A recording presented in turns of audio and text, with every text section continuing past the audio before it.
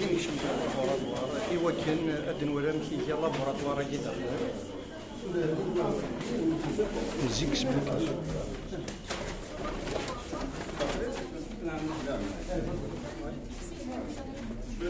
Mais aussi des analyses sensorielles. Essayer de voir le laboratoire d'analyse sensorielle, tout ça dans un même laboratoire, dans une même station. Donc ici, nous avons le laboratoire de physico-chimie. C'est un laboratoire qui a toutes les paillasses qui sont publiques. Donc c'est un laboratoire qui va recevoir tout ce qui est analyse, préparation, tout ce qui est température, etc. Donc par ici, ça sera vraiment de la physico-chimie. Vas-y.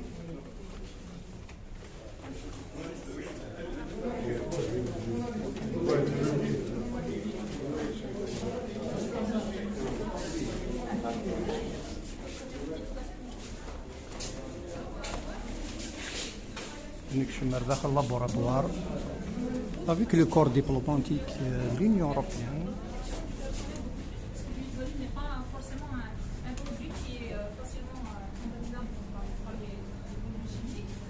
Nous avons ici l'une des ingénieurs de ce laboratoire, donc qui procède, donc Madame Akouche. Madame Akouche qui est habituée avec tout ce qui est analyse de type A, donc tout ce qui est acidité, voilà, donc en fait, bienvenue tous. Donc ici, nous sommes dans le laboratoire type A, donc c'est tout ce qui est analyse physico-chimique.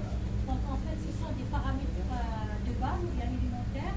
Donc on parle de l'acidité, l'indésitoxine et les absorbants dans le V. Donc ces trois paramètres sont très importants en fait, c'est dans l'estimation, c'est-à-dire dans si on estime la qualité du méthodite beaucoup plus côté commercial. Donc les trois paramètres permettent aussi d'estimer le degré de la friction du méthodite. Donc plus une méthodite produit dans de bonnes conditions, donc plus l'acidité, l'indésitoxine et les absorbants entrent dans les normes. Donc c'est pour ça, d'où l'importance de ces trois analyses. Bien sûr, il y a d'autres analyses, comme par exemple le taux d'humidité, tout ce qui est volatile, aussi les impuretés solides. Donc ce sont des paramètres beaucoup plus, c'est pour estimer la qualité, entre parenthèses, beaucoup plus commerciale. Voilà, donc... Ce qui permet le classement, huile d'olive vierge extra, vierge, donc c'est une partie importante en fait dans la classification du huile d'olive vierge extra. c'est l'une des composants. Exactement. Il y a une... Voilà. Exactement, oui.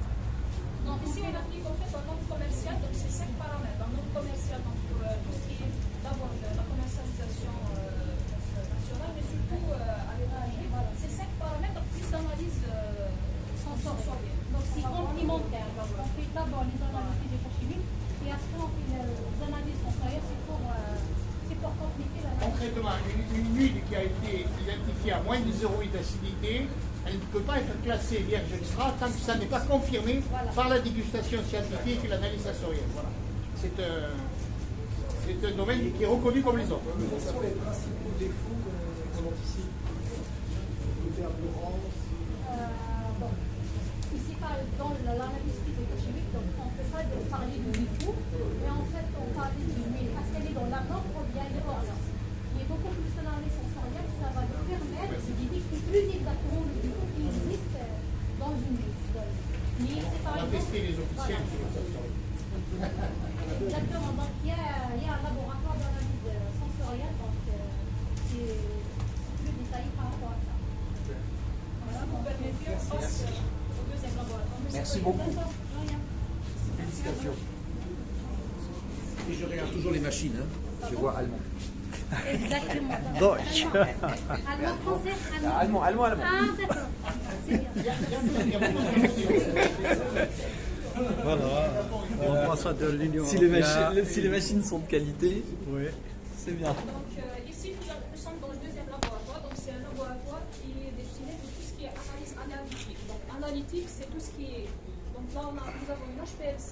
Ici, nous avons une GCMS, donc une chromatographie en phase gazeuse, couplée de masse spectrométrie. Et là, nous avons un spectrophotomètre UV visible. Donc il faut savoir que le spectrophotomètre UV visible assure une analyse qui est aussi donc liée au type A. Donc la préparation dégustation doit se faire donc, dans le laboratoire physico-chimique et on passe à donc, l'analyse ou la lecture directement sur le spectrophotomètre.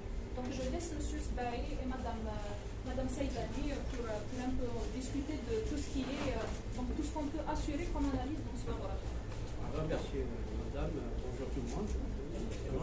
Donc ce compartiment, bien sûr, le laboratoire est destiné beaucoup plus pour déterminer toutes les analyses ou bien les critères de pureté de l'huile.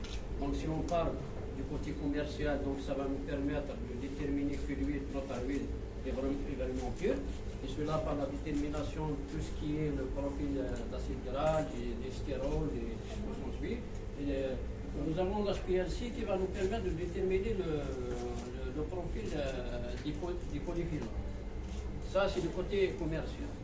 Le côté le plus important, c'est la caractérisation des huiles monovariétales ou bien des huiles des différentes régions. Donc, donc, il y a le profil d'acide gras, c'est l'identité de chaque huile.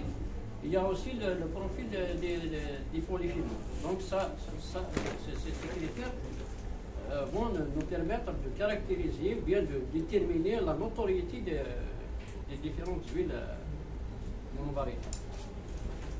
Vous n'avez pas oublié ce qu'on a dit tout à l'heure sur l'importance des phénols dans la mise en marché. Oui, bien sûr. Récemment, ils ont ajouté tout ce qui est phénol, donc c'est des antioxydants. Donc toute l'importance de l'huile réside sur le côté phénolique, bien les antioxydants. Il y a le côté des polyphénols qui jouent un rôle aussi dans le côté sensoriel. Donc c'est la notoriété, enfin, si on cherche à caractériser une huile, donc il faut chercher par exemple tout ce qui est spécifique à cette variété ou bien à cette huile. Donc ça aide aussi pour les dénominations d'origine, les appellations, la labellisation. Alors il y a juste une question.